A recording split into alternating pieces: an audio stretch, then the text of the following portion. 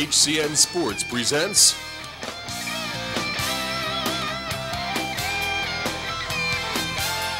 the High School Game of the Week, featuring the best in local prep sports from around the county.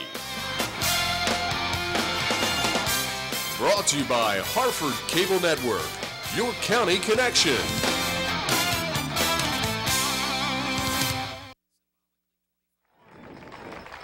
Well, welcome to Bel Air High School for the Upper Chesapeake Bay Athletic Conference Championship in boys soccer.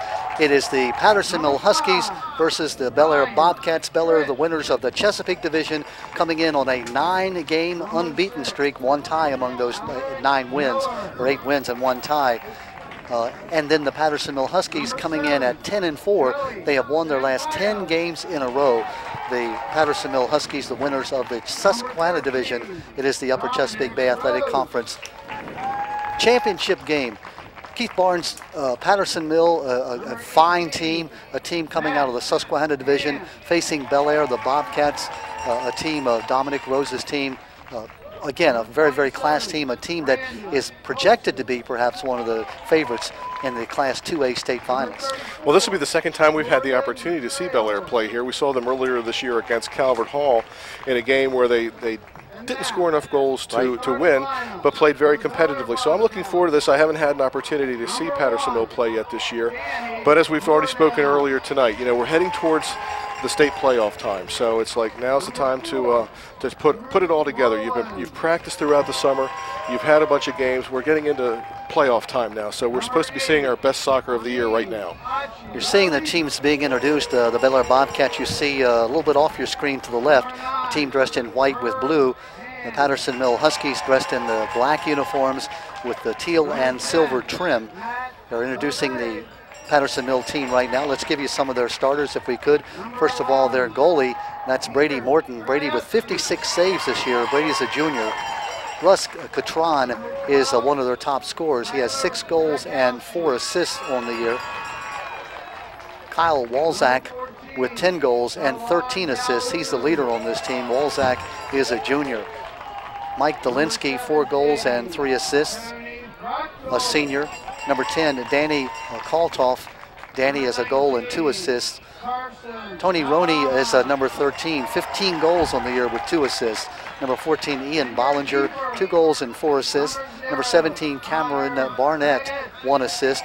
Number 19 is Ivan, I'm going to mess up his name, but I'm going to try my best on this.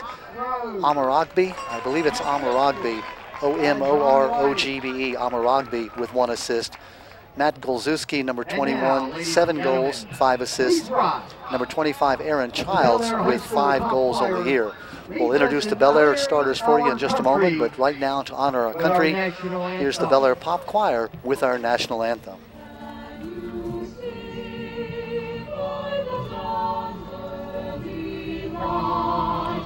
What so proudly we hailed at the twilight's last gleaming, whose broad stripes and bright stars through the perilous skies, o'er the ramparts we watched were so gallantly streaming. And the rockets red glare, the bombs bursting in air, came through the night that our flag was still there. Oh, say does that star-spangled banner yet wave o'er the land of the free and the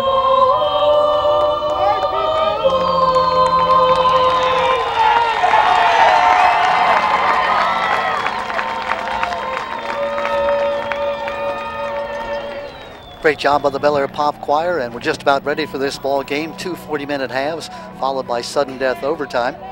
Coach for the Patterson Mill Huskies, Wes Rich. Wes in his third year, 13-15-1 is his overall record during those 3 years.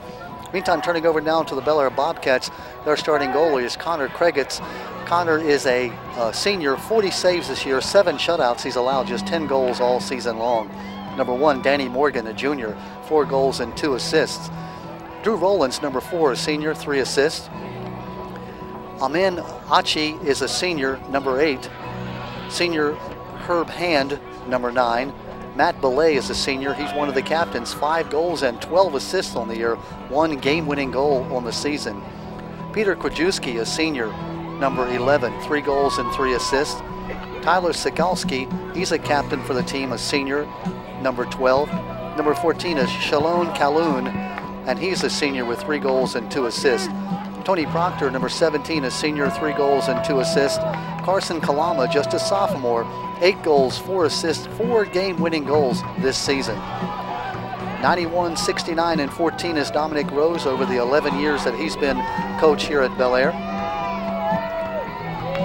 Averaging 11 wins over the past 5 years have the Bel Air Bobcats. County champions 3 times, regional champions once a state finalist. They played the region championship 4 times. Back in 2007, when these seniors were freshmen, they went to the 3A state finals and lost 1-0 to Bethesda Chevy Chase. So these seniors who were freshmen that year, they have all the motivation to try to get back to that championship game again. All ready to start again. The team in white is the Bel Air Bobcats going from right to left. The team in black, that's the Patterson Mill Huskies. They are going from left to right. And Keith, when we talk about neighborhood rivals, Patterson Mill and Bel Air, it don't get much closer than that. Well, they are awfully close. And let's talk about this field that we're playing on tonight. This is Bel Air's home field, and this is a very wide field. So Patterson Mill doesn't have the opportunity to come up here and play on this field quite as often. So that'll bear watching in the second half. Shouldn't be much of a factor here in the first half.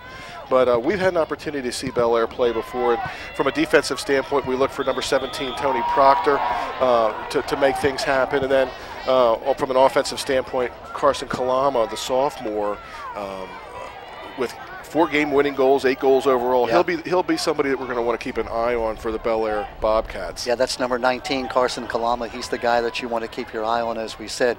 Brady Morton, the goalie for Patterson Mill, 56 saves on the year. He's given up 0.6 goals per game, just a little over half a goal per game. That's, as a coach, that's the number that you like to hear. That means he's not giving up a goal a game. And you know something? If you don't give up a goal, the other team doesn't win. Huskies, of course, the winners of the Susquehanna division. Bel Air, the winners of the Chesapeake division. Defying the odds are the Patterson Mill Huskies, because as we've been talking, only twice in the 7-year history of the UCBAC League has a Susquehanna division team come up and defeated a Chesapeake division team. What a feather in their cap that would be. This Aggressive game, play right away. Yeah, this game is starting off at a frenetic pace. I mean, just nonstop action here for the first couple minutes of this game. Let's see if they're able to get into a rhythm and slow this down just a little bit and pass the ball around. That was Carson Kalama, number 19, the young man you saw making that takeaway by the for the Bel Air Bobcats, putting the ball in play. Oh, nice. That's Colin Carroll, number 4. Big opportunity right there. Coming out and picking up the save, Connor Kregitz, the goalie for the Bel Air Bobcats. 40 saves on the year. He has 7 shutouts, allowed just 10 goals all season long. Senior Tyler Sikalski wasn't able to settle that ball, or else he might have been able to do some damage there early on in this game.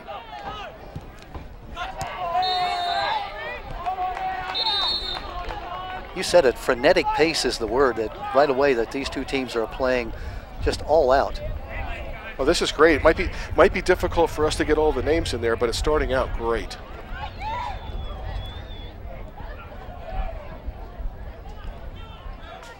Colin Carroll, the number 4, you see.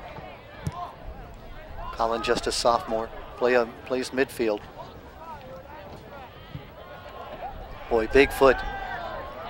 Here's one you have to come up and don't make a mistake. It's like a wide receiver watching that ball coming down and knowing I have to catch it. But you have too much time to think sometimes. Bobcats into the offensive area. Amin Ache, number 8 for the Bel Air Bobcats.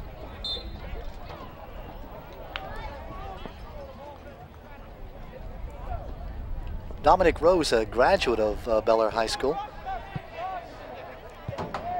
It's got to be thrilling to be able to coach at your alma mater. You know, the opportunity to not only be a player, but a coach there. Dominic runs many of the Burger King restaurants in the county, and he has given the start to many of these young people in terms of experience at a job, and he's just a very community-minded individual. Speaking of community, there's a big part of the community out here tonight sitting in the stands. This is a well-attended evening of soccer here in the county. And it is a good night for soccer. A little bit chilly, not too bad for the end of October, and a little rainstorm that we had, a few showers earlier. Looks like that's cleared away. Famous last words. It'll probably pour down rain here in just a moment. But the field is going to get a little bit wet. There's no question about it. Again, it's a turf field, as you can see. Had the privilege of walking this field, and that's not everybody gets the privilege, because Phyllis Simmons is very guarded about, I think I snuck on the field, the athletic director. But it's a tremendously spongy field, not like the old your father's AstroTurf, if you will. It just doesn't get any better in terms of a facility than this. The field is brand new. It's just perfect. Again, this is the first year of the new Bel Air complex. Well, we have a visitor in the booth with us right now. It's Mr. Zorbach. Mr. Zorbach, do we stand? Mr. Zorbach, the athletic director of the county. So good to see you. Mentioned you earlier this evening. Said great things about you. He didn't. He said bad things, but I corrected him. Ken Zorbach, the athletic director for the county, graces us with his presence. Carson Kalama with the header in tight there. Number 10 for Bel Air, Matt Belay with an opportunity. Pushed out, though. That's some of the excitement that Carson Kalama brings to not only this game, but to when he plays lacrosse as well. Always seems to be in the middle of something going on. Trying to keep the ball in play unsuccessfully that time, Patterson Mill, and so it'll go over to the Bel Air Bobcats. Just about 5 minutes and change into the game, 40-minute halves. No score. Again, soccer is a sport where the first goal is so important because it establishes momentum for the rest of the game. Well, whenever you have a goalie in the pipes that's averaging .6 goals against, you know that goals are going to be at a premium, and one goal could make the difference. And of course, Connor Kregitz for Bel Air, having given up only 10 goals with 7 shutouts, and of course playing all year long against top competition. 7 shutouts in boys soccer is an amazing statistic. It really is. You've already seen the pace of this game right now, so you can only imagine what it's like to be in the pipes, responsible for stopping the ball. 11-2-1 are the Bel Air Bobcats all season long, including a big win over John Carroll last week. John Carroll, who was formerly ranked 4th, now the Bel Air Bobcats ranked 4th in the Baltimore Sun poll, 4th in the state, I should say.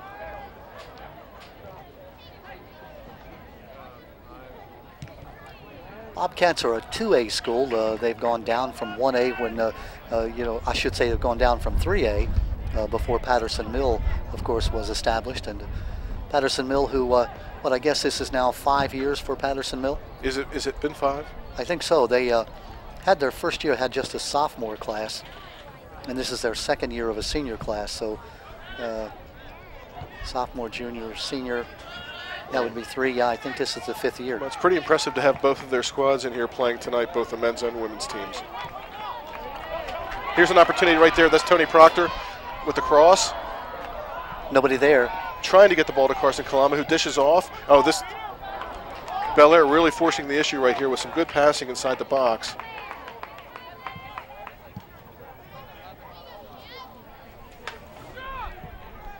Cameron Barnett with a good defense right there for Patterson Mill, moving the ball out.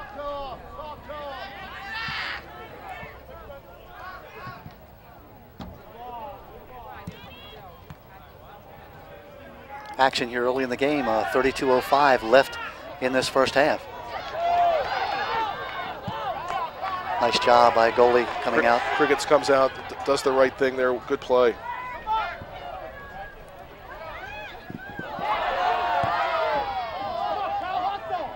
That's Drew Rollins. Yeah, that's a smart play right there. You may wonder, why is he passing? Why is he going the wrong way? Well, that's a pass back to the goalie, and it gets you away from pressure. Not a bad thing to do at that time.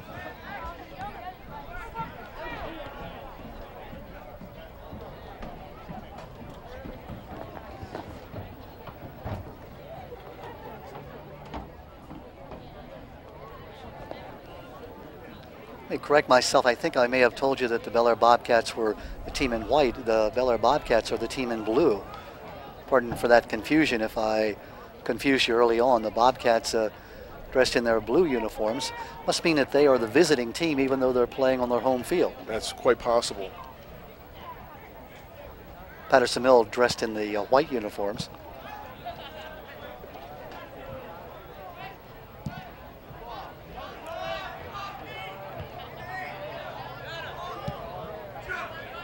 The first 10 minutes of the game, Don, just literally flew by. So fast-paced. These guys were playing at, you know, it was amazing. Things seem to have settled down a little bit right now. We're seeing a little bit more passing going on, looking for the open man rather than forcing the issue. So let's see how that works for Bel Air. Good interception taken away by the Patterson Mill Huskies. Down this near sideline, remember 70-yard wide field. Crowd getting into the ball game early. Getting a little chippy here. The two number 8s. Amin Achi for Bel Air, the Bobcats number 8. Mike Delinsky, the number 8 in the white for Patterson Mill. Bel Air's ball, the Bobcats going from left to right.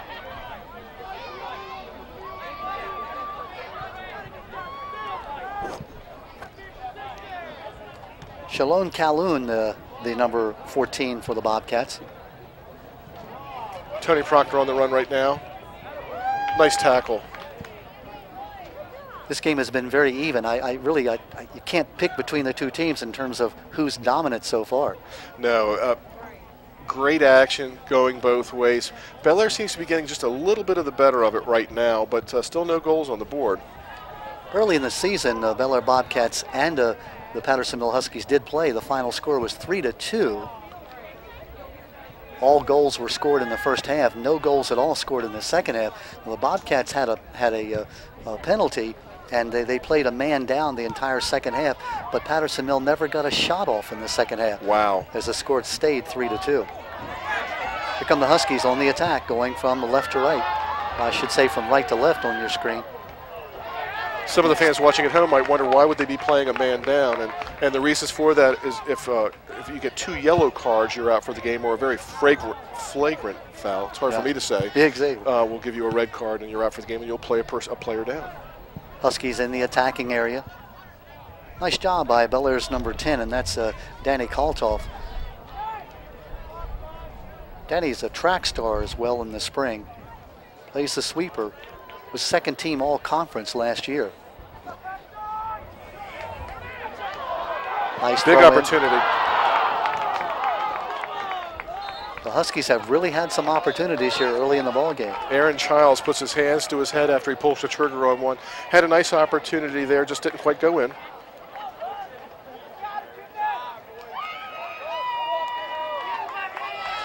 Bel Air goalie Connor Krekich to kick the ball away.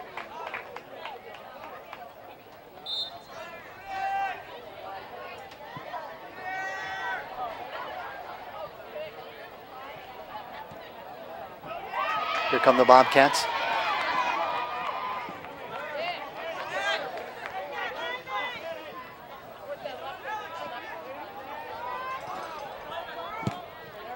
Good ball, keeping it in there. That's number 4.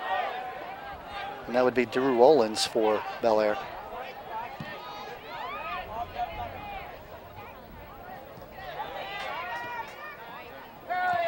Rollins again.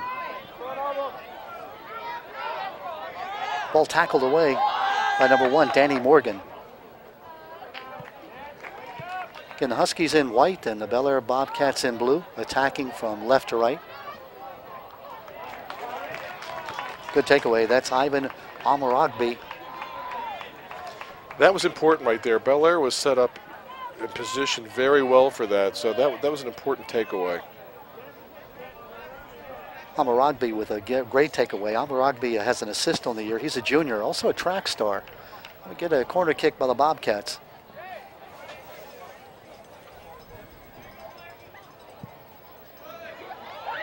Wow. All the way through the mouth of the goal there without anybody being able to get a foot on it, and it's going to go, nope, saved inbounds on the far side by the Bobcats. Great corner kick there, just nobody home to receive it. That's all you can do with that corner kick, put it across the goal mouth. Nice defensive play. Bobcats taking a couple of shots, but really not able to get close enough to make any difference. No score if you just tuned in. We're about 15 minutes into the first half of play, 40-minute half.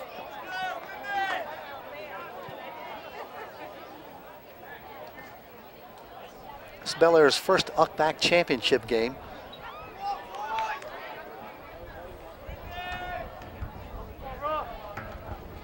Bobcats Dominic Rowe's team are coming off a 10-win, 3-loss, and 4-tie year, and now they're returning 10 seniors this year. Bobcats, here they come. Matt Belay, number 10, the ball carrier there with the Bobcats. Nice give and go right there by Patterson Mill. Here's an opportunity. Matt Golzewski, number 21. Kregich with the save. Probably pulling the trigger a little bit outside of the zone that he wanted to, but kind of forced to based on the defense. Yep. Nice job by Kregich to get the ball out and get something started for the Bobcats.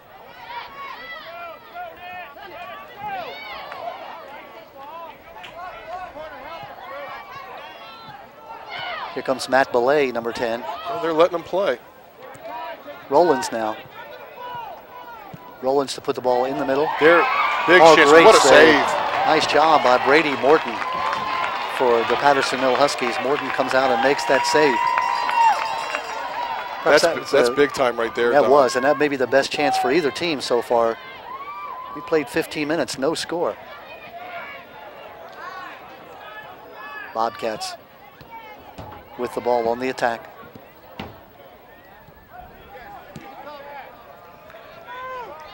Peter Krajewski, number 11, loses the ball, and now the Huskies have it momentarily, and the Bobcats, just like that, bring it back into their own. And here's Rollins. Rollins gets it over to Matt Belay. Good hustle by Brady Morton. Oh, nice cross. Good defensive play by the Huskies. Number 1, Ross Catron.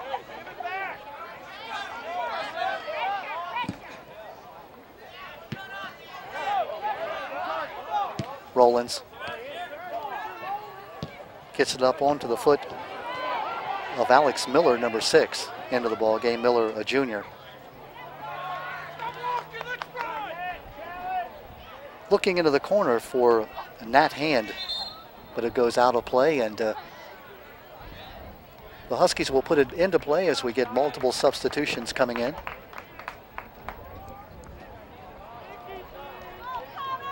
Barnett Cameron, number 17, getting all set to throw the ball in. Cameron, a senior, a defenseman, also plays lacrosse in the spring. HarfordNeighbors.net and the Harford Cable Network bringing you this game. Keith Barnes, our 17th season bringing you high school sports. Wow, that's great. You know, and everybody in the community loves it too. People I speak to, it's like, you know, we're flipping around the channels, and all of a sudden it's like, there's a game on, you know, and it's like it's a local game, and you just watch it. And it's great. Well, it's fun to be part of it. You see the coaches and the athletic directors, principals, teachers, all contributing, and then the high school athletes playing for the love of the game and, you know, for the pride of their school. Well, we see more and more people coming out to the games too. We have these new facilities that are being built that are just great to bring the family out to. I mean, you know, we joke about like the food and stuff, but you can come out and you can have an inexpensive meal and cheap and inexpensive entertainment, and it's really quality stuff. And of course, with the Bobcats, who have been without a field for the last 5 years while their new school was being built, you know, is it worth waiting for? Well, if you were, you know, that class that didn't get a chance to play a home game for 4 years, maybe not. Yeah. But now, you know, what you have here is just fantastic. Well, I feel for those kids too that never got a chance to play a home game, and that's tough. Yeah. You know, I mean, as a former athlete, you know, you realize, boy, that's tough for them. But and not only that, but they never got to practice on this field. They had to be bused to go to their practice areas. Yeah, I'm very aware of that. I feel bad for them. You know, congratulations to these kids that are here now, though, because wow, they've got a state-of-the-art facility. all these fields, baseball, softball. You know, the track is a single-purpose location now. It's amazing. It's a complex. It's a sporting complex here at Bel Air. I'm given to understand that 2A state championship soccer games will be played here at Bel Air because the field is so ideal, being again 70 yards wide, being the regulation size for soccer, not confined because of a track that runs around the field. There is no track here. That's over at the practice field or the secondary field, the old Bobcat Stadium. Well, Don, you know I go around to a lot of college games, and I have an opportunity to see, you know, fields from a lot of different schools, and this is as good or better than any college field you'll ever play on. Great attack here by Patterson Mill. Oh, big opportunity. Great defense. Yes, it was, and the best opportunity that Patterson Mill has had.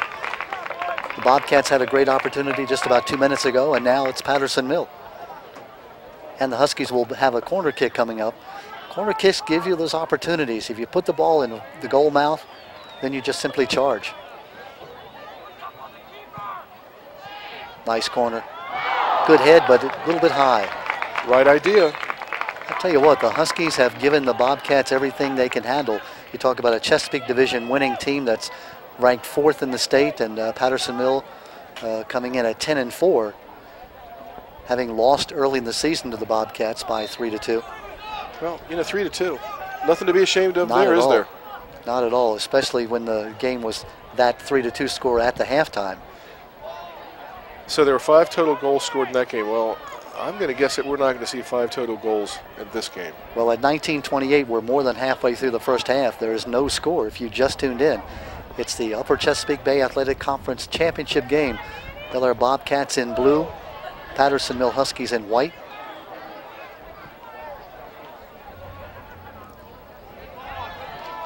Here come the Bobcats. No call.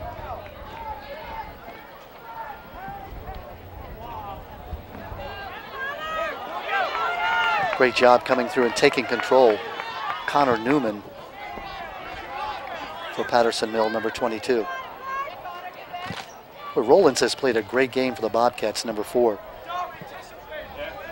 He's controlled this right side of the field, or the near side of the field. Drew Rollins, one of the seniors on this team.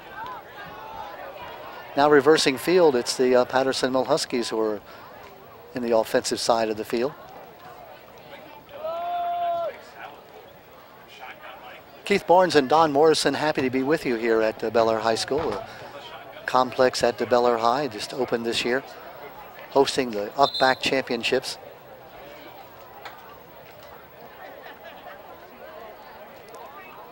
Ladies and gentlemen, our concession stands is still open. We've got good hot pizza and lots of hot dogs.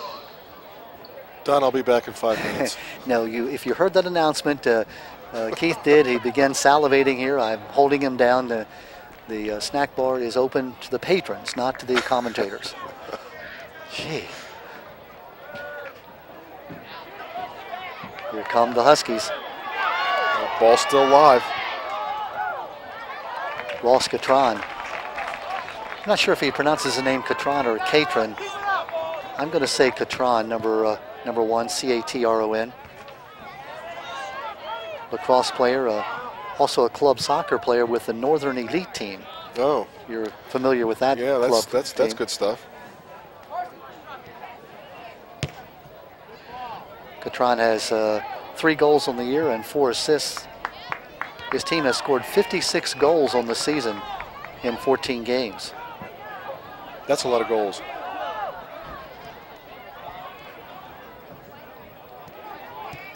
Game very cleanly played, and the officials are letting them play. No score, 16:50 and counting left in the first half. The last time we saw Bel Air play against Calvert Hall, it became a very clutchy, grabby game, and we're not seeing that. We're seeing a little bit more body activity, but pretty clean game. Yeah. Dominic Rose. Nice. There's a goal. A header into the goal. Bel Air has scored. It looks like, let's see if we can get the score. It looks like, is that number 1? I believe so. Danny Morgan. Danny Morgan for the Bel Air Bobcats at 16:33. The Bobcats have broken through. A great header by Morgan went up and hit the ball. Danny Morgan. 16:33. It's 1-0 the Bel Air Bobcats as Danny Morgan is able to. Now that's the second time we'd seen the centering pass from that location on the field. The first time it went through, not able to get a shot off. This time they connect, and it's 1-0 Bel Air. Now the Huskies have to come right back. I mean, again, we talked about that first goal and how important that was. I mean, you've played Bel Air even up. You're the underdog, certainly, as the Susquehanna Division winner. But now all of a sudden it's 1-0. They've scored on you, and now what do you do? Well, the most important thing right now for the Huskies is to settle down, okay? The worst thing you can do is overreact at this point in time. It's 1 goal, okay? That's not insurmountable. You give them another a quick one here, and you might have some problems. So let's settle down. Let's maintain our game plan. A lot of game left. You've got, you know, oh my, a lot of game left. Danny Morgan with 4 goals on the year. Now that's his 5th goal of the year, and that puts him second to Carson Kalama. Kalama, who has 8 goals on the season. You look at that Bel Air team, and all the way down their stats, they've got 4 goals, 3 goals, 3 goals, 5 goals, 3, 3, 3, 3, 3. So the scoring comes from a variety of people. Well, that's good. Whenever you can distribute the ball like that, where everybody's part of it, you really can't game plan for one player. Bobcats getting the ball out of their defensive zone, or at least trying to do so. Ross Catron for Patterson Mill, trying to keep it in.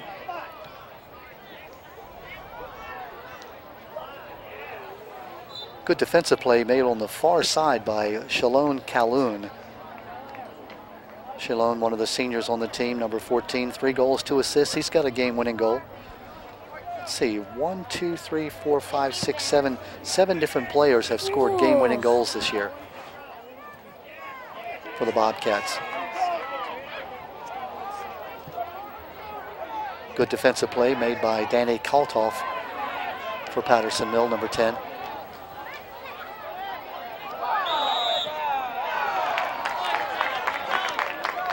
Eric Gray, the official on the near side, said, nope, we can't let you get away with that. We'll let you do a little bit of pushing. It might have been a touch much. 1-0, the Bel Air Bobcats leading. Great goalie play right there. Krigich comes out and makes the save. And you know, he made that decision long before he started running, because that was a long way to go. Tough position goalie. You got to think, what am I going to do? And you know something. Sometimes you're right. If you're wrong, it can look bad for you. But he did a great job there. Make your decision and stay with it. You get in no man's land where. Oh my. No, he was very decisive there. Decided I'm coming out, and he did.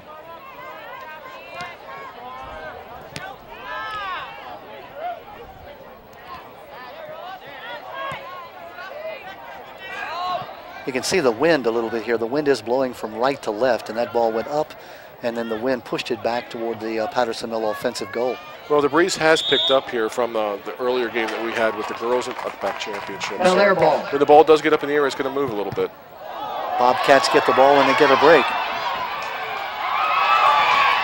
1 man to beat, and there's the goal. The goal by the Bel Air Bobcats, Carson Kalama, the young sophomore. Boy, had such patience that time. He didn't hit the ball right away. He knew he had the goalie one-on-one. He came and made that goal. Kalama's 9th goal of the year. Well, you saw that from the camera. You could see that one developing. We really didn't need to say a whole lot. A great individual effort right there. Instead of pulling the trigger with his right foot when he had the defender on his left, he does the crossover move, comes across, then uses the outside of the foot to bury it in the corner of the goal. Very, very nice individual effort there by Carson Kalama. Sophomore Carson Kalama, again, a young man who's being touted as somebody who has a future in this game, you know, D1 college. Well, you know, he's doing really great here. I've had an opportunity to see him play lacrosse, and, you know, I'll look forward to seeing him play a little bit in the spring, too, I believe. We talked during the girls' game about the great correlation between soccer and lacrosse players, and it just seems like a great number of your soccer players are also lacrosse players. Mm-hmm.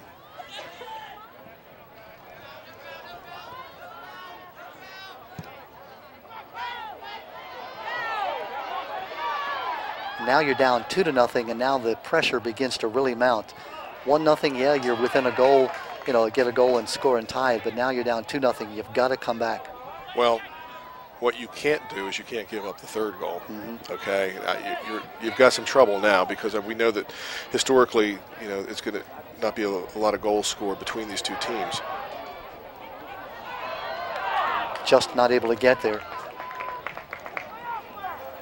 You've still got a lot of game. Funny things do occur, are peculiar. So play your game, continue to do the things that you're doing well. I mean, that last one, those things are going to happen. They can happen for you too. So you don't want to get panicky at this point in time. 2-0 the score. The Bel Air Bobcats, Danny Morgan scoring at 16:33, and we just saw Carson Kalama scoring at 13:05.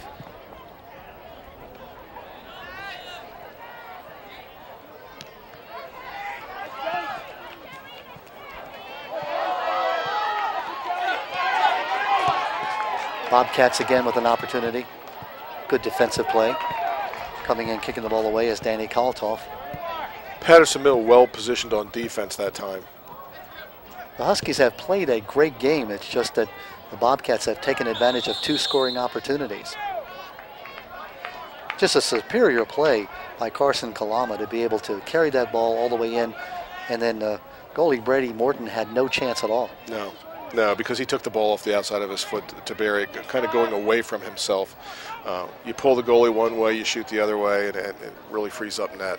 And Morton really showed great patience himself. He tried to make Kalama commit. Yeah. But Kalama is sort of that cat and mouse game, and it's almost like, when you see a goal in front of you, a lot of people will panic and want to hit the ball right away. Right, well, the train's coming into the station. What are you going to do? Yeah. Are you going to pull the trigger? Because most people are going to pull the trigger right there, but Carson was able to hold off doing that. And waited till the goalie made the move and then hit it with his, as you said, the outside of his right foot and put it right in the goal.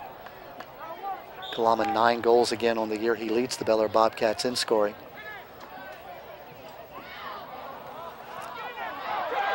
Hard working going on inside there.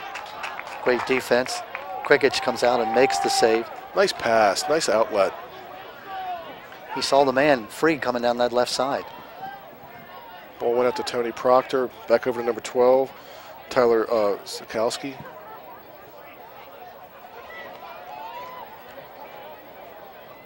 Inside, 10 minutes left here in this first half.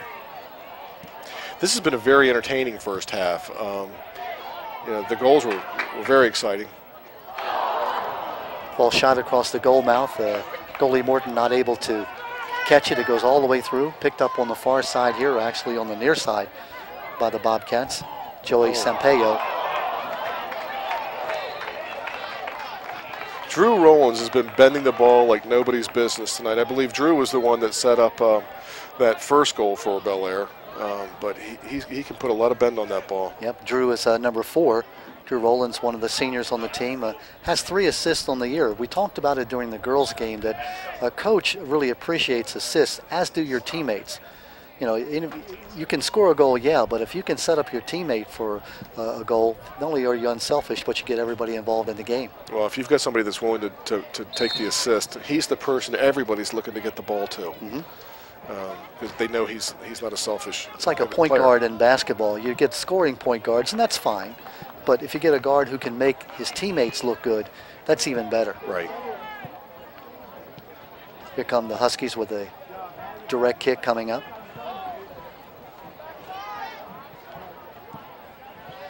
Nice job. They're going to call offsides there. Offsides, again, one of the calls in soccer that is often misunderstood, often miscalled, but key, you have to have a defender between yourself and the goal. Appreciate you guys helping us out this year. It would be so easy to go offsides too, but we haven't seen that. We didn't see it at all in the girls' game, and now this is the first time we've seen it in the boys' game, and we're, with only 8 minutes left to go in the first half. That's not too bad. Bobcats coming into this game 11-2-1, ranked 4th in the Baltimore metro area by the Baltimore Sun, having defeated John Carroll. Tied St. Mark's, who was ranked 3rd. Tied them at zip, 0-0. had the Bobcats early in the year when they lost to Calvert Hall by 3-0, and I think Dominic Rose would agree that the Bobcats didn't have their best performance that day. Well, if you want to compare the way that they played then to tonight, I mean, they're clicking tonight. I mean, they look really good. They didn't look bad against Calvert Hall. I thought Calvert Hall looked exceptional. Exactly. But they're looking really good tonight. And what a great test for a team early in the season in that tournament that the Calvert Hall Cardinal able to defeat Bel Air. Bobcats come back, and now they've either won or tied 9 in a row. Their only non-win during that 9-game streak was a 0-0 tie against St. Mark's.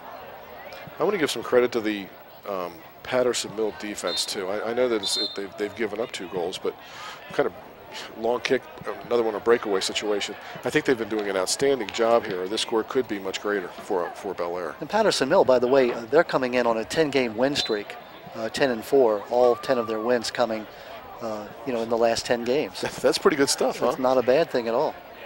The winners of the Susquehanna division. We saw Aberdeen early in the year, and we were very impressed with Aberdeen, but it's been Patterson Mill here winning the Susquehanna. Of course, by virtue of winning the Susquehanna, that's the good news. The bad news is perhaps you move up to the big boys, the Chesapeake division, next year. Well, it's something that you probably want to occur, though. Absolutely, so. Yeah. But as a 1A school, again, you have to keep reminding yourself that Patterson Mill is, next to Havre de Grace, the smallest school in the county. Yeah, whenever people may not know what you're talking about necessarily, you're talking about 1A, 2A, 3A, but a 1A school is a small school, and therefore they don't have as many student athletes, to choose from. So, and you're talking football, you're talking cross country, you're talking volleyball. So, there's a lot of sports to be filled out by a relatively finite number of students. Mm-hmm. Of course, the Patterson Mill football team being very successful this year as well.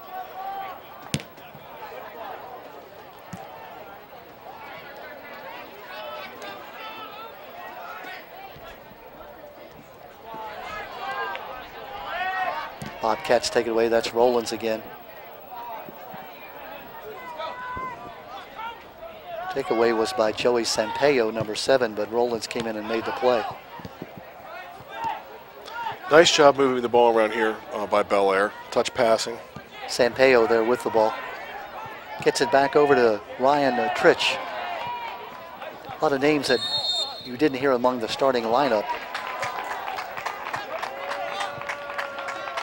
4:49 and counting left here in the first half. It's 2-0 the Bel Air Bobcats, the winners of the Chesapeake division in the UCBAC. Goals by Danny Morgan and Carson Kalama.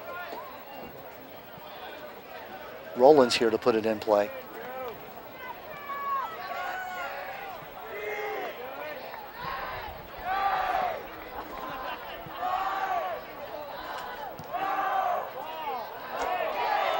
Oh, great save. Coming out among all those bodies and making the save is Brady Morton. That's an exciting play right there. You have to be a little bit fearless as a goalie. Oh, yeah. Nice move by Ross Catron. Ross Catron. Ross has played a great game. Yeah, Don, you're right. You have to be fearless to be a goalie in this game. You don't have a helmet. All you have are a pair of gloves. Yeah, yeah. And knowing if you make a mistake, get out of position, that's going to cost your team a goal. Right. Good defense by Bel Air. Oh, great kick away. Just about the time he was getting ready to unload, Herb Hand came out and made the save. Herb Hand, number 9.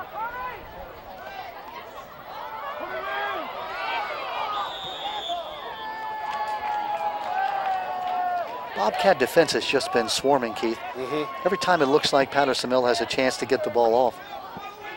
There are about 3 or 4 Bobcats there to take the ball away. Well, it seems like they're a little bit quick, doesn't it? I mean, they're a very quick team. Again, we've said it many times, not to belabor the point, but when you play in the Chesapeake division and you play teams like Calvert Hall, John Carroll, and St. Mark's out of your schedule, here's another chance for the Bel Air Bobcats. One-on-one with the goalie, and there's the goal. Is that Kalama again? No, it's Matt Belay. It's number 10. Matt Belay is who it is, number 10, not number 19. Matt Belay, again, a great job by Belay to Wait until Morton committed himself and then hit the ball right in the net. So it's 3-0 Bel Air at 2:54. You know, this is deja vu all over again. If you look at the clock right now, this is the same type of thing that we saw in the first game this evening with about 2 minutes and 17 seconds left, I believe. You don't want to give up a goal in the last 5 minutes of a half. You know, that's, and conversely, you want to score in the last 5 minutes of a half. I mean, it's a big deal. Very discouraging for the Huskies, who have played well and still find themselves down by 3-0. Nice opportunity right there for Patterson Mill. It was a nice chance, and the header by Kyle Walzak goes just a little bit wide. Walzak played on the Bays club soccer team that won the national championship back in '09. That's pretty good. You know, you don't have to be a soccer expert to know that that's a big deal. 10 goals on the year is Walzak. He leads his team in scoring. He has 10 goals and 13 assists on the year. Walzak just a junior as well. Wes Rich, the coach of the Patterson Mill Huskies in his third year. 13-15-1, his overall record during the 3 years.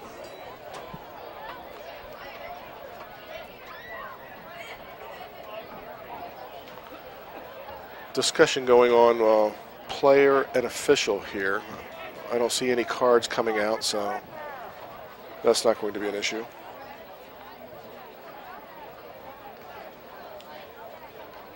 Huskies will have the kick here at 1:56, but they would love nothing better than to get a goal here, not only to cut the score to 3-1, but get the momentum turned around going into halftime. Right. Indirect kick. Bobcats again, just everywhere you need to be defensively. Yeah, Pattersonville could really use a goal right here. I mean, to cut that deficit to 2. They're going to go into halftime. The coach is not going to be pleased with giving up that late goal in the first half. Especially since Belay was able to run free. He came free about at, what, the 30-yard mark or 20-yard mark? Mm-hmm. The field 120 yards long by 70 yards wide. It's a lot of territory, and it's the kind of game where, unlike football, you get to go back to the huddle and huddle up and take a break and talk about what you're going to do. Here it's constant movement. You know, there's not a lot of downtime, is there? The other thing they talk about, football being a contact sport and soccer being non-contact, I think it's really, soccer is a contact sport, football is a collision sport. I agree with you. You know, we've seen injuries to all degrees out here watching soccer games. I mean, it's a physical game. But the great thing about soccer is, unlike football, where you have to be big and strong. You know, if you're not big, then you have to be very, very strong or very quick. In soccer, a small man can play this game and play it well. Yeah. It does help to be a little on the quick side, though. Oh, yes. Oh, yes, and aggressive. Yeah.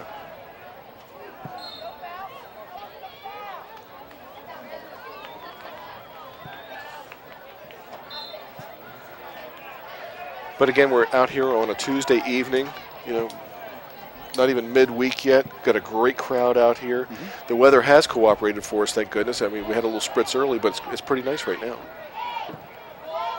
Closing moments here of this first half. It is going to go to the halftime at 3-0. The Bobcats will take that lead into the halftime, and Coach Wes Rich will be talking to his Patterson Mill team about what they can do to get back into it. Coach Dominic Rose, he'll be talking to his team about, hey, it ain't over. We've got another 40 minutes to play. You know, Patterson Mill's done a real nice job in this first half, so they have the potential to come back. So Bel Air needs to be mindful of that. Don't go away. We're coming back with the second half of the Bel Air Bobcats versus the Patterson Mill Huskies. It's the UCBAC Boys Soccer Championship game. We'll be right back.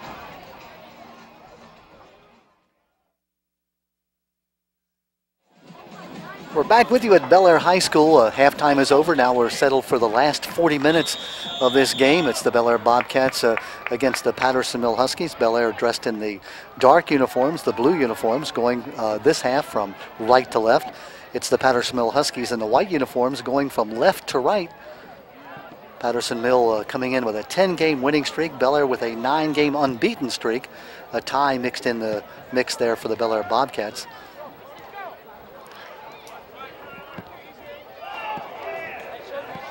Keith, Bobcats just got to keep putting it on. We talked about that first 5 minutes of a half, last 5 minutes of a half. This is the key that the Bobcats, if they can score a goal or dominate this first 5 minutes, game's over. Yes, it is. I hate to say it that way, but I'm sure Coach Rose, got him at halftime and said, I'd like 40 minutes of the same, please. Yeah. And that's what I expect from you. And if they do that, they're going to be successful. Conversely, with the Huskies, if they can come out, score a goal here in the first 5 minutes, then we got a game on our hands. Yeah, you do. And it's 3-0, but Patterson Mill played a really good first half. Absolutely. Couple get behind it, couple get behind you, and a nice centering kick by Rowland, and that's what happened. We talked to Ken Zorbach, the athletic director for the county, and he said, hey, they finish. The Bel Air Bobcats don't miss when they get the ball one-on-one, and that's what's happened in each of the three cases. I think he hit the nail on the head when he said that. Danny Morgan at 16:33, Carson Kalama at 13:05, and Matt Belay. That's the killer, the one at 2:54. Yeah. Like you say, in the last 5 minutes and a half, you go in down 2-0. It's a close game. You're down 3-0. It's no longer a close game. That's the thing that haunts you, and you're thinking about it all during halftime too. Yep. It's like, how do we let one up in the last 5? But here's Kyle Walzak, the young man from nice center Patterson Mill. All great defensive play, knocked away there, headed away by number 9 Herb Hand. Another corner kick coming up. Like all Walzak has done during the year, 10 goals and 13 assists. Pretty good year. Very good year.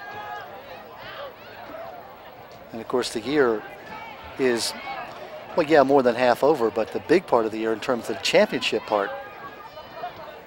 Correct myself too, I think I said the 2A state final game will be played here.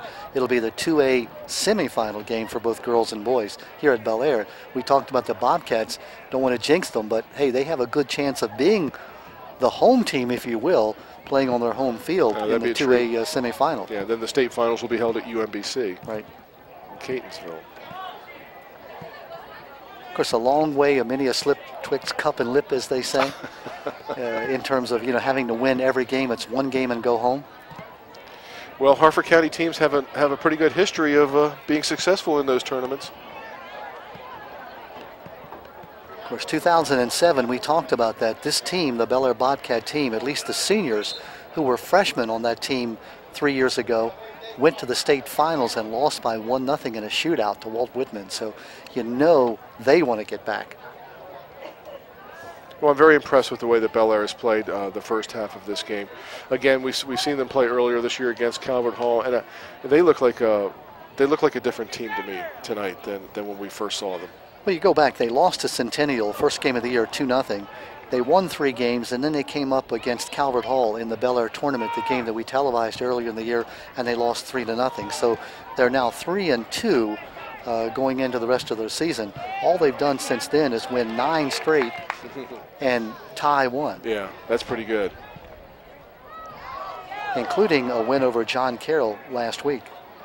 Ahmed Atachi right there on defense has had a great game. We didn't give him a call out in the first half, but he's been solid on defense for the Bobcats.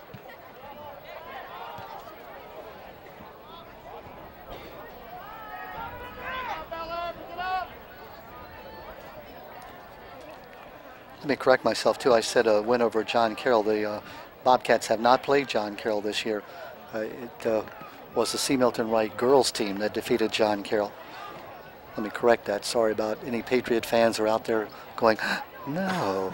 And I'm sure that there are. Yeah, exactly. There's a shot, goes a bit high. Again, they say keep your head down. Your head goes up, the ball goes up. That's right. Fundamentals.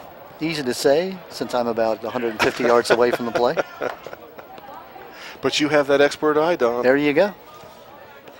How many games have you seen? Over the last, how many years have we been broadcasting on Harford Cable Network? Well, we've been doing 17 years. In the early part, we were only doing football games because we didn't have enough funds to do the other sports. So we've probably been doing soccer at least 15 of those years. Yeah.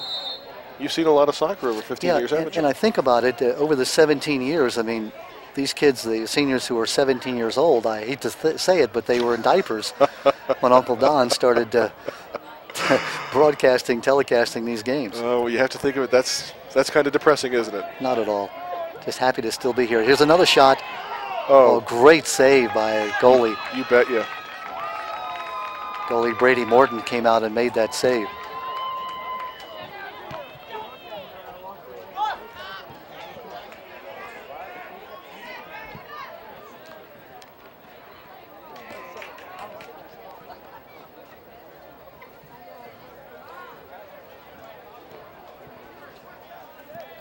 Just about 5 minutes now here into the second half of play. Come the Bobcats. No call. You can see the Patterson Mill fans and you can hear them.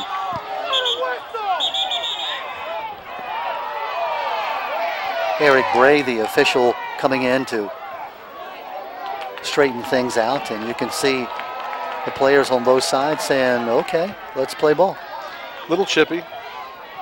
Nice shot down there by Ian Harris. I don't know exactly what happened there, if we've had a foul or if that was offsides. Bel Air Bobcats seem to be happy about it. They're the ones doing the clapping. Call made by official Bob Latkus on the far side. We didn't introduce the officials early, Bob Latkus and Eric Bray. Eric Bray, the official here on the near side. Boy, that ball traveled through a lot of players right there. It did. And trying to do the old bicycle kick trick was Matt Belay. Went through a lot of players, and I think every one of them touched the ball at some point. Yeah. Sort of like they say with a golf shot, if you have a tree in front of you, it's 90% air, so you just whack it. That I'm playing golf at the wrong course. Well, I always seem to find the 10%, you know, it's whack and it comes right back at me. There's Matt Belay, number 10, to Drew Rollins. We said the Bobcats coming in 11-2-1. Lost their 2 games to Centennial early in the season and to Calvert Hall, 2 very highly rated teams. Big foot right there. When they lost to Calvert Hall was ranked 13th in the state. They came back the very next week and defeated number 5 Perry Hall by 2-1. And then later they tied St. Mark's, who's ranked number 3. Well, if you're going to have some challenges, it's great to have them early in the season and get those behind you as we wind the season down. And Keith, you said it, this game, though it's a championship game, is really a practice game, if you will. It's a game that doesn't count on your schedule, so to speak. It gives you a chance to win an Upper Chesapeake Bay championship, but also gives you a great warm-up, if you will, for going into the state playoffs. Yeah, everybody always wants to win, and you love the idea you're going to get a trophy or the T-shirt or the plaque, you know, for the UCBAC. But you know, from a coaching standpoint, you're thinking, great, I got an extra game on my schedule to try some things, to see if they work or not before I go into states. Give Bob Slagle, the commissioner of the Upper Chesapeake Bay Athletic Conference, some kudos. Again, 7 years this league. You go back a decade, and you know, there were naysayers who said this league will never work, and everything they've attempted to do, that is to build competition into the league, so that you're playing against teams of like caliber. It's worked tremendously. Now, some people say this championship game, where the Susquehanna League division champion winner takes on the Chesapeake division winner, it's a mismatch, and in truth it probably is. Well, maybe it is.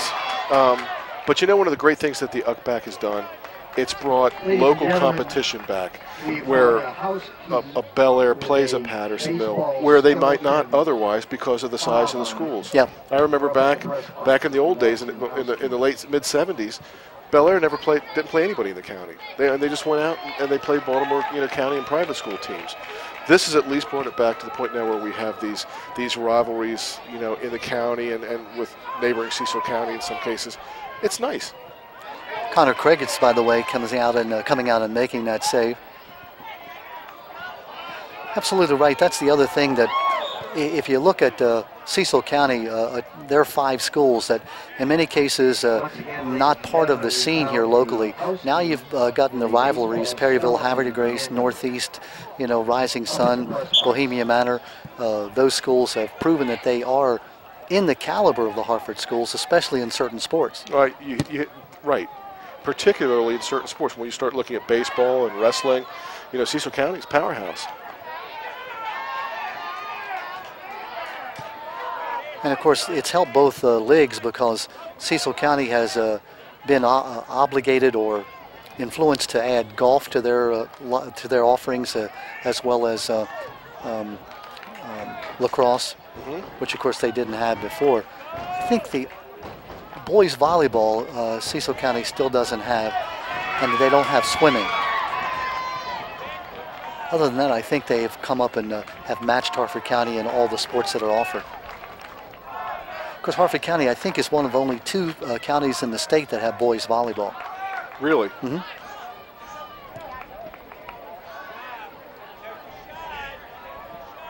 You know, if you've never seen high school volleyball, it's exciting. Oh, just off the pipe. Oh, second try. Second one. Oh, the Huskies had great opportunities to score. The ball hit the pipe, and then the second one went over the pipe. That's a big one right there. You can see the Huskies have not given up. They're still, you know, having a great push. And had they been able to score that goal? Well, that was Bel Air on the attack. Oh, excuse me. On that end. Bobcats on the attack. Excuse me. I still get confused with the blue and the white uniforms. You were just testing to see if I was paying attention, weren't you? No, I'm just. These blue and white uniforms have really confused me all night long. So I apologize. That was the Bobcats on the attack there. That would have been the clinching goal had they been able to score that. That would have ended it.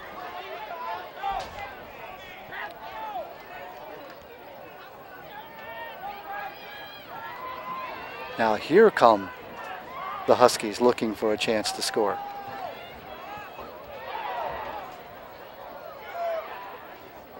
Krigich, the goalie from Bel Air, comes out, and he's had a good night tonight. He really has. Of course, his defense has played very well in front of him. They've been able to stop just about all of the Huskies' attempts. Speaking of, coming out and making a great defensive play. They're very solid on defense. Ladies and gentlemen, the concession stand is winding down, but we have 50-cent hot dogs and $1 pizza. Go hot and fresh. 50-cent hot dogs, $1 pizza. Here come the Bobcats on the attack.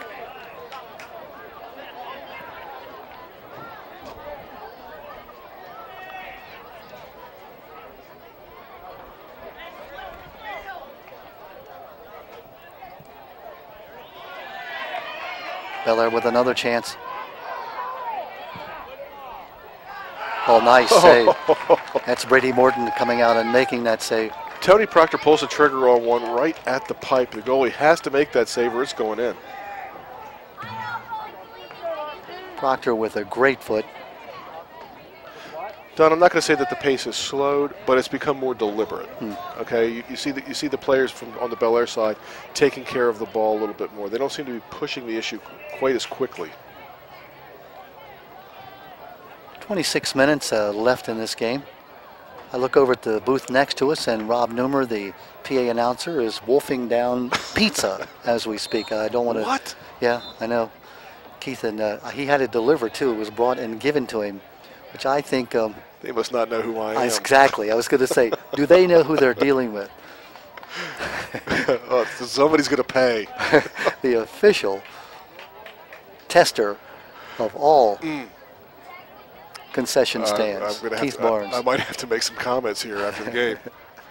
That's Drew Rollins again, the young man who's played very, very well. Rollins still controlling the ball. There's Rollins again. He has just been everywhere. Good defensive play by Ian Bollinger, number 14 for Patterson Mill. Bel Air able just to keep the ball in the offensive zone, though, no matter what Patterson Mill tries.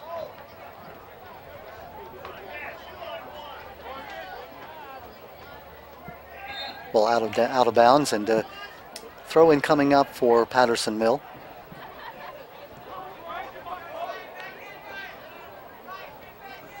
Nice move. That was a nice move.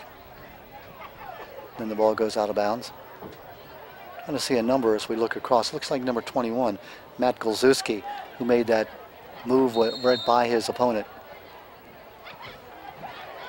Golzewski with 7 goals and 5 assists. This high-powered team for Patterson Mill, they've scored 56 goals on the year in 14 games.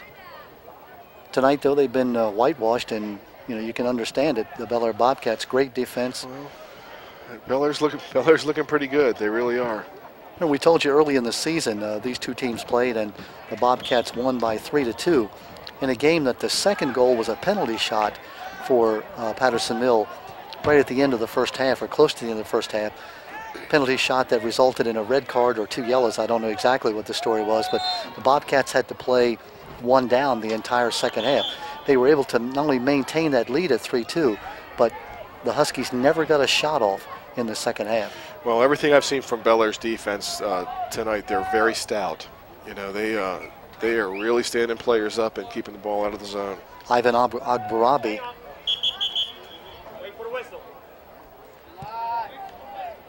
Ivan Amaragbi, who's a junior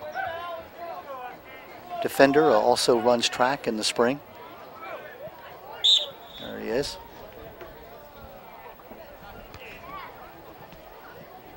So many multi-sport athletes, they really don't have a lot of free time, on their hands. Keeper Brady Morgan, by the way, is an outstanding baseball player, speaking of two-sport athletes in the spring. Ross Catron, a lacrosse player. Mike Dolinsky plays baseball. Tony Roney, a midfielder, has 15 goals on the season and 2 assists. By the way, he plays basketball, lacrosse, and soccer, so 3 sports, he never has a break. No, I'm guessing he's not watching a lot of television either. No. Ian Bollinger plays baseball. Nick Roney plays lacrosse. Cameron Barnett plays lacrosse. Tennis player Soren Sibison, Soren Sibison. Basketball, baseball player is Matt Golzuski, as well as soccer. Baseball player Aaron Childs. So you go down that lineup and you see that Patterson Mill has athletes who play multiple sports, in addition, of course, to soccer.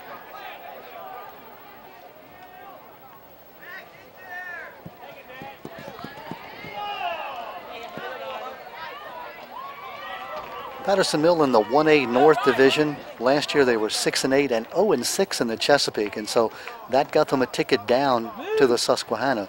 Now they'll move back up next year into the Chesapeake again, and maybe with a couple of years under their belt in terms of having seniors, they'll be able to compete a little more evenly in the Chesapeake division. Sure, that's a challenge.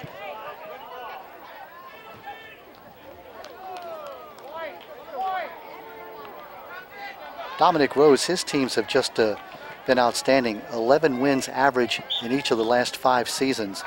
3-time county champions, regional champions once, state semifinals, played in the regional championship 4 times. Back in 2007, as we mentioned, they were the 3A region champions, and they lost in the state finals 1-0 to Bethesda Chevy Chase. I think I may have said Walt Whitman earlier. Again, this year's seniors were freshmen, either on the JV team or maybe a couple of them on the varsity that year.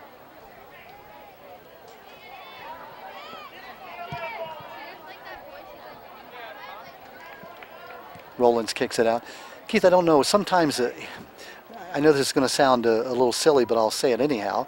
If you make it to the state finals and you lose, sometimes that's more heartbreaking than not even making it to the states. No, I agree with you 100%. It just sticks with you forever that you were 1 goal, or in the case of this Bethesda Chevy Chase game, 1 goal away from winning it all. Well, I have a family member that has experienced that, and it's painful. It's painful to know that you've made it to the finals, and you didn't come home with the trophy. With the trophy, yeah.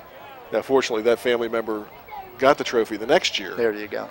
But really, and the silly part of it is that, hey, I would take it every time to get to the state championship, because every other team in the state, other than you and the winner, is sitting home. You're right, and that's logical. Yep, and you think about this, that every team except for the eventual champion will lose their last game of the year. Think about that. There's another goal. There's a corner kick, and the goal converted. The goal, it looks like, goes in by number 13, Tony Roney. I'm sorry, check it. Number 13, Dominic Rose. Was that number 13 for the Bel Air Bobcats? It was. And that's Dominic Rose, and that name may sound familiar to you. Goal number 13, Dominic Rose. He is the son of Dominic Rose, who is the coach of this team. Well, that's got to be very special. Dominic Rose on a corner kick. I didn't catch the number of the young man who made that corner. I think it was Drew Rowland. So at 20-25 in the second half, the goal by Dominic Rose. And that'll make it 4-0 for the Bel Air Bobcats. Well, it's an uphill battle now for Pattersonville. Not playing bad soccer by any stretch of the imagination. But, you know, I think it was we said that Bel Air just seems to convert. A couple we saw down here that went off the pipe. And were confirmed here by Rob Newmer that indeed it was Drew Rowlands who had the assist on that play. Well, they've done a good job of taking advantage of the opportunities that have presented themselves. Absolutely.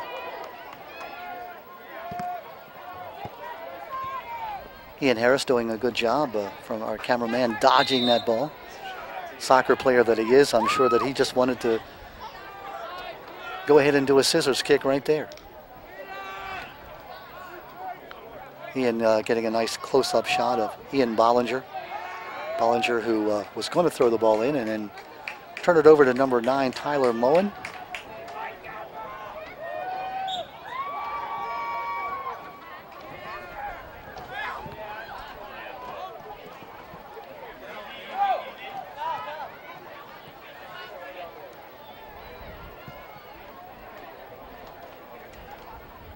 There's that man Rowlands again.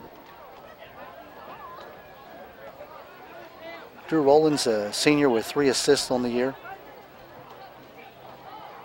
Matt Belay, Tyler Sigalski, and Justin Gayo, the captains of this team.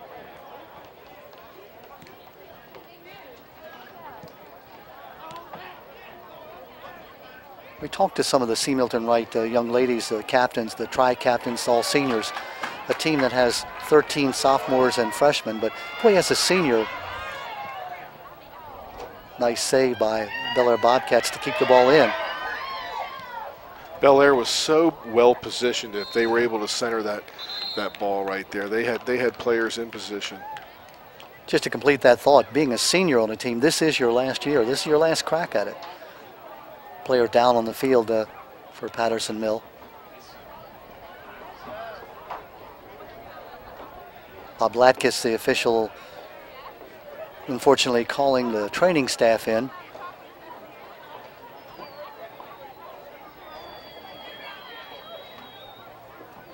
I don't know how long this injury will take to be sorted out, and don't know how serious the injury is.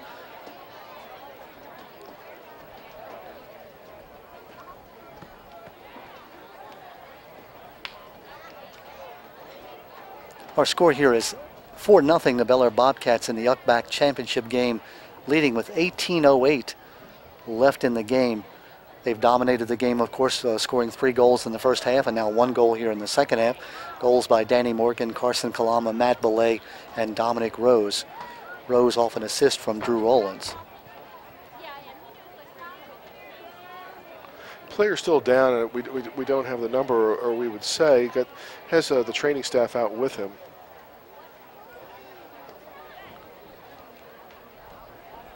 Game coming to you from Bel Air High School. It is the UCBAC championship. Happy to say the young man up on his feet and the game back underway. Nice save by Brady Morton, right in position, able to make that save.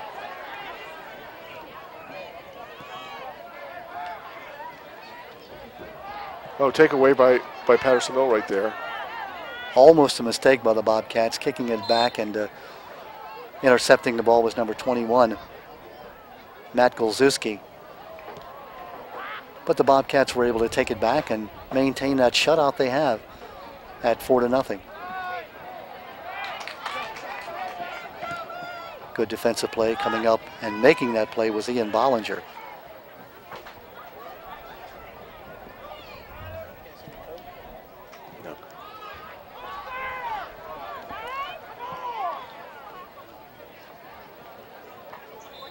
how to play on the far side. Hope you've enjoyed this soccer championship game, the girls game, won by the C. Milton Wright Mustangs, and final score of 7-1 in that game. And this game 4-0 the Bel Air Bobcats. And so, Keith, form holds true, it appears, that the Chesapeake division winning team has its way in the championship game, if you will. Seems to. I don't think we're going to see Patterson able to overcome a 4-goal deficit right now. Playing good soccer. Bel Air's just playing a little bit better.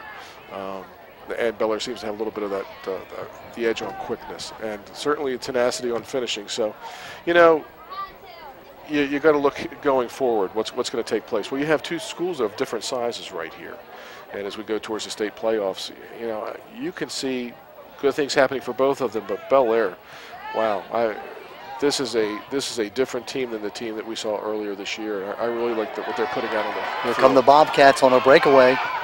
Oh, great save by Morton. Comes out and makes that save on the breakaway. That was Carson Kalama, the young man who made that first goal. That time Morton said, "You're not going to play me. I'm going to come out and take your angle away," and he did it perfectly. And Don, you said it. He took the angle away. He came out and he showed him less net, so then it was easier for him to stove him at that point. And Carson Kalama, I was watching him. You see him, number 19 on your screen, just out of your screen there. He was coming up the field berating himself because he says, "Hey, one got away from me. I had a one-on-one on the goalie. Oh, he's and the hating goalie beat me this time." He's hating himself right now. Yeah, he is. Opportunity for the Huskies, unable to score. Again, the thing you have to remember about these two schools is they are located 3 miles apart from one another. They play sports all year long in the same rec councils. Yeah. They know each other. These kids all know each other. There's a friendly rivalry which sometimes spills onto the other side of not so friendly when you get to the point of it's a neighborhood bragging rights kind of thing. Oh, yeah. I mean, you like to look up and see people that you know that you're playing against, but at the same time, you want to beat them just that, much more than. Kyle Walzak with 10 goals on the year and 13 assists. Got the ball up nicely. Got a head on it, that's all you can do, but the ball goes wide.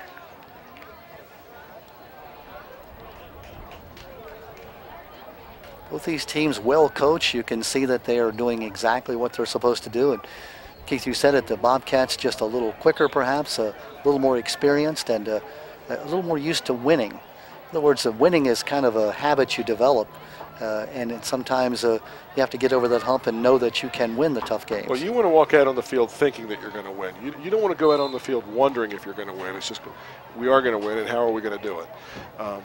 One of the things that we need to look at is what Bel Air's done with the ball in terms of passing. Their one-touch passing, I think that they've done just a very nice job with that, being very efficient with the ball, not turning it over often. Ivan Amarabi throwing the ball in for the Huskies.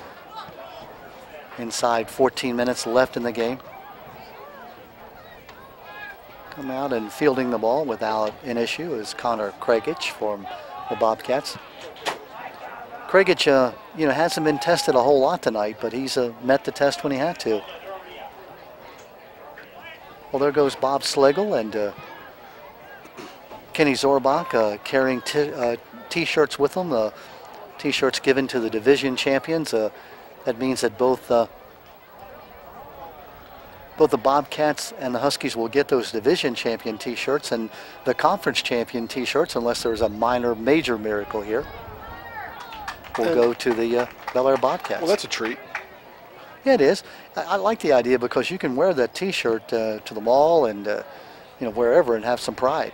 I would. A trophy, kind of sits on your mantle and gathers dust and gets knocked off and lost eventually. Well, I wouldn't know about that because I don't think I have any trophies. No, I don't either. I'm just speaking of the trophies I've seen.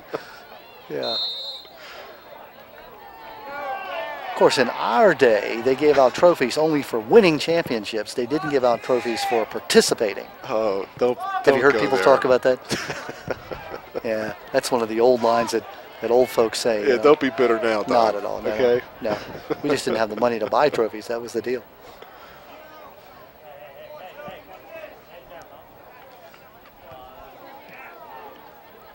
The winning teams will also get plaques. So that'll be put in their school in terms of winning a division.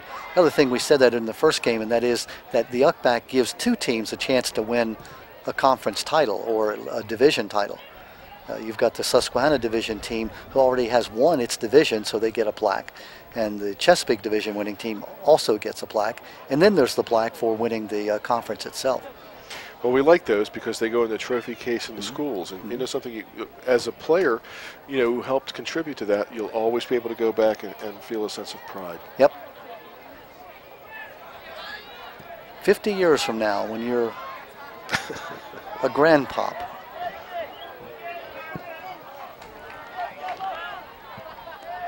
I say that literally because Edgewood High School, my alma mater, just torn down and rebuilt, and of course they were bringing out all the old trophies and putting them out, and it was kind of neat to see the trophies from the 50s and 60s Sure. being displayed. Edgewood High School has done a nice job. They've organized a Hall of Fame now that they'll be inducting not only alumni but former staff members and community people who have assisted the school. They'll induct 10 of those people this year, and then 5 each year thereafter. Well, we have a rich history here in Harford County of athletic greatness, and it goes over all of the schools. We could sit here and name players who have played at every high school in the county, who have just been, you know, outstanding athletes and role models. And the great thing too at Edgewood and as many of the other schools, I think there are 3 other schools that have a form of the Hall of Fame or Ring of Honor. It's not only the athletes, but it's the lawyers, the actors, the generals, the people who have gone on as alumni, and then it's also those teachers or principals or others who have contributed 30 years to a school, and then it's the people who from the community make a selfless contribution year after year, working on sports booster clubs or assisting as volunteer trainers or whatever it might be. So I'm really looking forward to the spring when our first 10 nominees are inducted into the EHS Hall of Fame. I think that sounds really good. Aberdeen began the ball rolling about 6 or 7 years ago when they started inducting people into the Hall of Fame, and since that time Falston now has a Ring of Honor, which is similar. They have at their flag pole different stones that go in with people's names engraved. Oh, that's nice. And then Havre de Grace this year started their Hall of Fame as well. So to my knowledge, there are 4 schools in the county that have a Hall of Fame. Of course, C. Milton does. Do they really? Yes. I wasn't aware of that. Well, then make it 5. How does their Hall of Fame work? Do they have, is it alumni or? It's I'm under the impression it's athletes who have been out of school for at least 5 years. Oh, so it's an athletic Hall of Fame? Yes. Okay.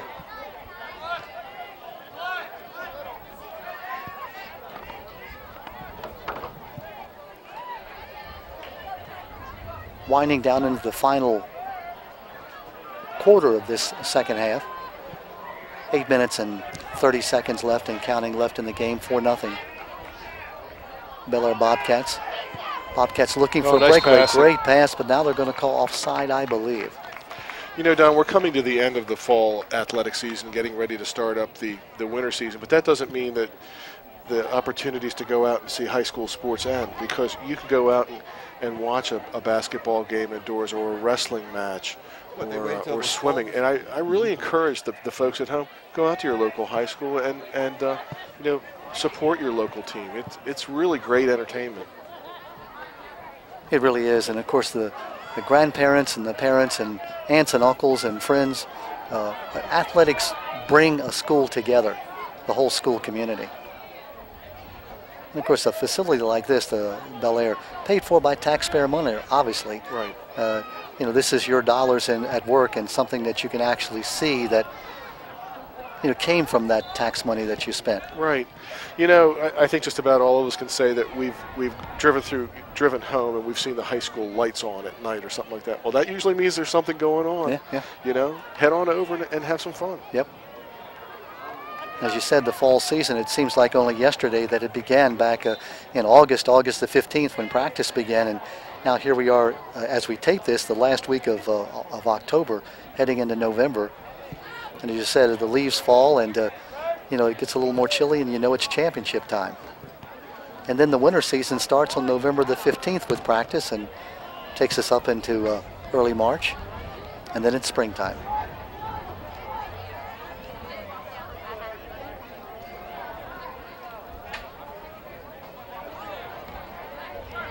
Happy to say, I don't think we've announced it on air that we have now been authorized to continue telecasting in the winter. So we'll do 10 events during the wintertime. Great. Basketball, both girls and boys, and swimming and wrestling. Well, I enjoy all the sports. I really like the wrestling. Mm-hmm. You know, watching that, I think Hartford Cable Network just does an outstanding job with that. And of course, cheerleading, also one of the sports that we do. And Ken Zorbach and I had a conversation that indeed cheerleading is a sport. But they don't use a ball. Yeah, that was my comment to him. But they don't use a ball, and he reminded me, oh yeah, track and field. Oh yeah, that's right. They don't have a ball. And swimming, they don't have a ball. Wrong again. Nice play coming through and making a fly-in header was number 9, Herb Hand. That's Kalama again.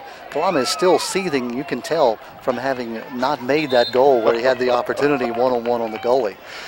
He had an earlier goal, though, that was quite spectacular. But, yeah, he'll go home tonight, you know, thinking about that one. And the trouble is this is on tape, so he'll get to watch it. And each time he'll stop it and go over and say, I can't believe it. No, at that point, that's when he gets up and goes to the refrigerator. But Brady Morton, give him the credit, the goalie for Patterson came out, cut down the angle, and made it impossible for him to score. Great play by the goalie. Hey, you guys did a nice job. Morton, 0.6 goals per game. He's given up 4 tonight. And so you can see the difference that, you know, all year long he's been spectacular. And now 4 goals have been scored because the Bobcats are just that good. Well, you know, whenever the Bobcats got the ball into the offensive zone, it was like a feeding frenzy once inside the box. 4 minutes and 40 seconds and counting left in the game.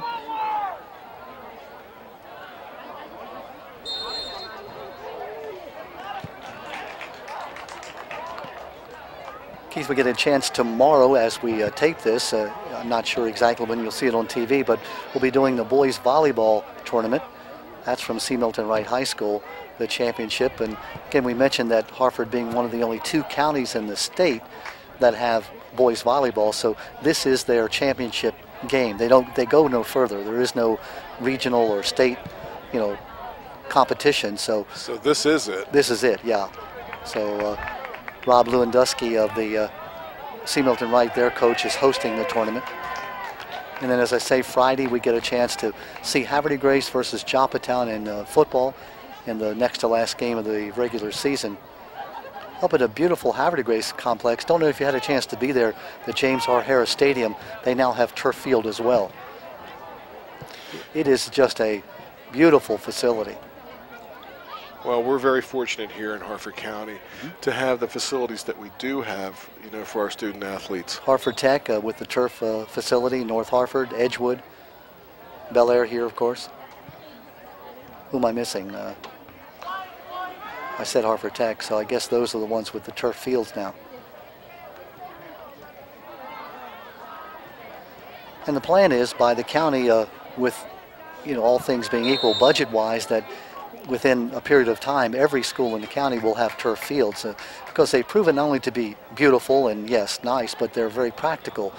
We were watching football practice here on this field moments before the soccer players arrived, and we had a girls' game here and now a boys' game. And, of course, the field doesn't matter whether you've had rain or not rain.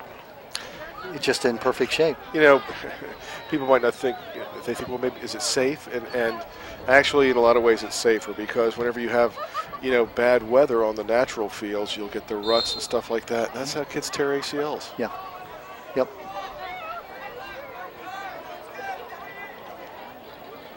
.224 left in this game. I want to thank Phyllis Hemmes, the athletic director here at Bel Air, for hosting us and allowing us to come here and use their facilities to telecast this game for you. And of course, the principals of both of these schools, Bel Air Joe Voshkel and Patterson Mill Wayne Tebow.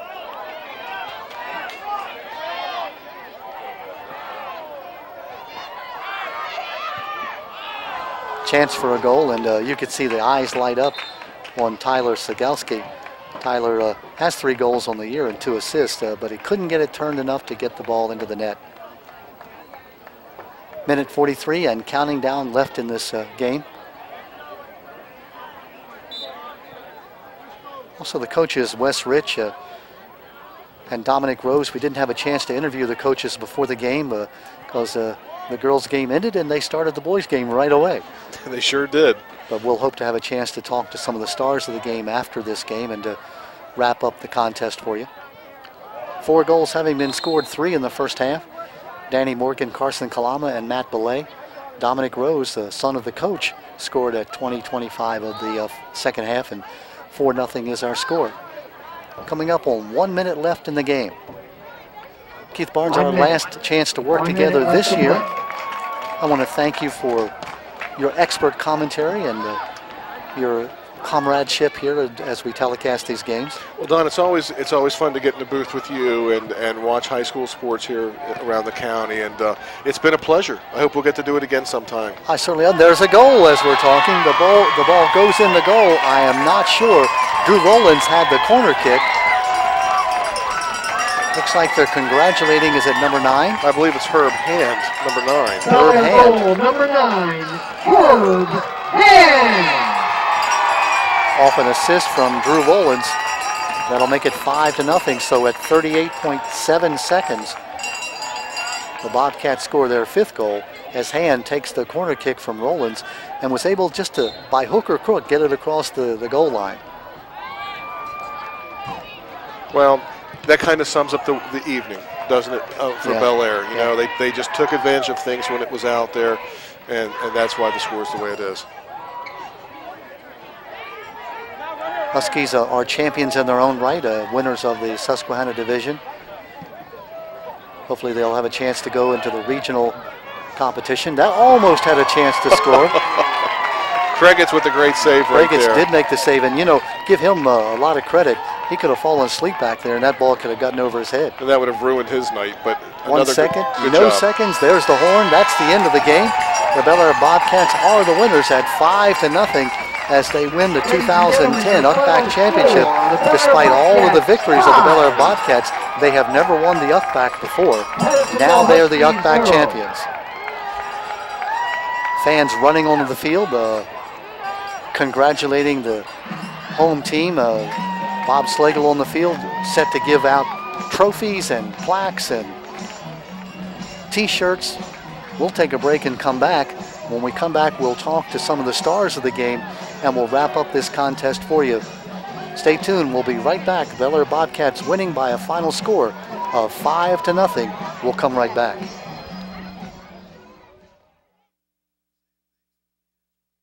We're back with you at Bel Air High School. It's a much quieter, although a windy field here at Bel Air High School, where the Bel Air Bobcats have defeated the Patterson Mill Huskies by a final score of 5-0 to win the UCBAC Championship, to be the UCBAC champions for 2010. Matt Belay, captain of this team, one of the captains. How's that feel to be the champions in the UCBAC? It feels amazing. You know, last year I came back to this team as a junior, and, you know, my coach and I talked, and, you know, this was one of our goals. You know what I mean, to win the counties and then obviously progress on to regionals in the state championships, hopefully. It's an excellent win. I mean, the team we played tonight, Patterson Mill, they're excellent. You know what I mean? They give it all they got every game. Every time I see them on the schedule, you know what I mean? We know it's going to be a rival game. It's going to be a hard-fought game, so anybody can win in any given day. Of course, the game early in the year, 3-2, where it was very, very close. This game not nearly as close, but you guys came out and seemed to exert your will on the game, especially when you got into the scoring area. Yeah, definitely. I mean, you know, we played this team this year once, and we only beat them 3-2. Again, it was a rival game, and it was a very hard-fought game. I think we came out tonight. We just wanted to really make a statement. You know what I mean, for this year. But again, an amazing team. You know what I mean, for sure, Patterson. Now, Matt Belay, you were a freshman 3 years ago when your team, Bel Air High School, went to the state finals and lost 1-0. Were you around? Were you on the team those days? Actually, I was, and you know, it was a big loss for the team. You know what I mean? Obviously, coming back as a senior, and to be a part of a championship, you know what I mean, is excellent. So hopefully we can get back to you know, the state championship and hopefully, you know, come away with a win. Of course, we don't want to talk too much because every game is one game. It's one game and out. So the next game is the most important game of the year. Absolutely, absolutely. You can't predict anything. You just got to go out game by game, and you know, you just got to focus on the next game ahead. You know what I mean? Matt, stay right with me. I'm going to turn over and talk to Carson Kalama. Carson, you're the leading scorer on this team as a sophomore. How did you get so skillful so early in your life in terms of being relatively young? Well, you know, I've been playing soccer all my life, and it's just, I love the game. I continue to play it my hardest, and I just go out every day to practice, and I do my best I can to make the team better, and it shows in games. It surely does. Now, Carson, when you get close to the goal, it just seems like you have that closer's mentality, that you're able to make the goal. The goal that you scored, beautiful. You were able to hold the ball, and then when the goalie committed, you were able to sort of outside foot it into the goal. Is that a technique you developed, or is it just a second sense you have? It's just a second sense. Nothing, you can't think about it. You just gotta do what you gotta do and put the ball in the back of the net, whatever it takes. That's what you gotta do. Now, give goalie credit on that last attempt. You came in one-on-one, but he came out and cut down the angle, and you had nothing to do but to hit the ball, and he made a nice save. Yeah, the goalie was great today, but it just didn't finish it. You know, opportunity lost, and just got to move on from it. Put it behind you. Well, you did a great job all game long. The Bel Air Bobcats acquitted themselves very well. You're the UCBAC champion. That's something no one can ever take away from you. Oh yeah, it's great. It's awesome. Well, congratulations, Carson Kalama, and also Matt Belay, captain of the team. Now go in and enjoy with your teammates. Absolutely. Thanks. There they go. Thank you. Thank you, and I'll bring in my partner. Congrats, guys. Keith Barnes, nice young man, very humble young man. Captain Matt Belay, you can see why he's captain of the team, because he has the support of the team and supports the team himself. Well-spoken young men. You know, when we look at Bel Air, this is the second time that we've seen them on the Hartford Cable Network this year.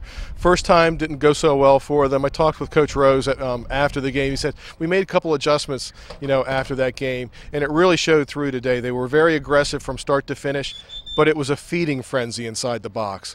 Once the ball was in the offensive zone inside the box, they weren't to be denied. We joked a little bit, you know, off camera, you know, of Carson Kalama, you know, getting stopped that one time by the goalie. But outside, I mean, he had other great plays. You know, a different team than we saw earlier this year.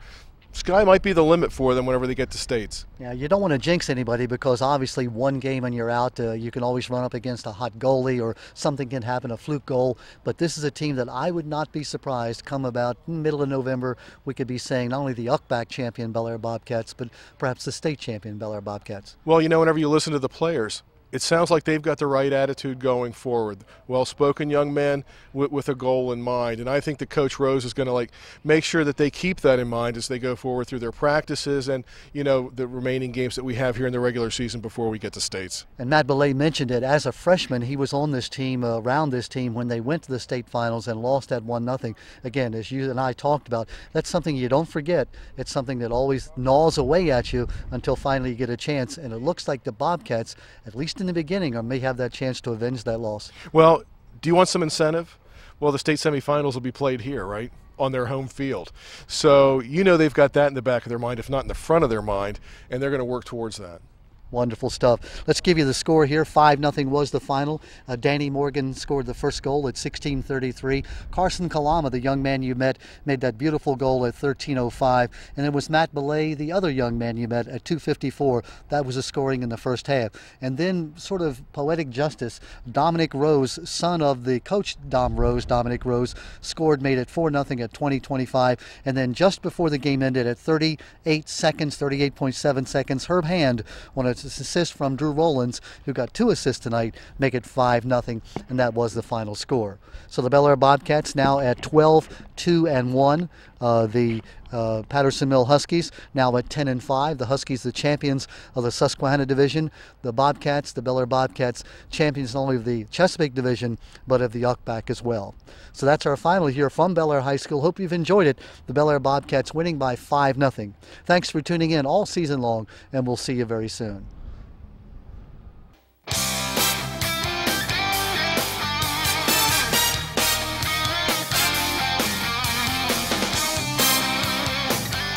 You've been watching the HCN Sports presentation of the High School Game of the Week, showcasing the finest in local prep sports from around the county. Brought to you by Harford Cable Network, your county connection.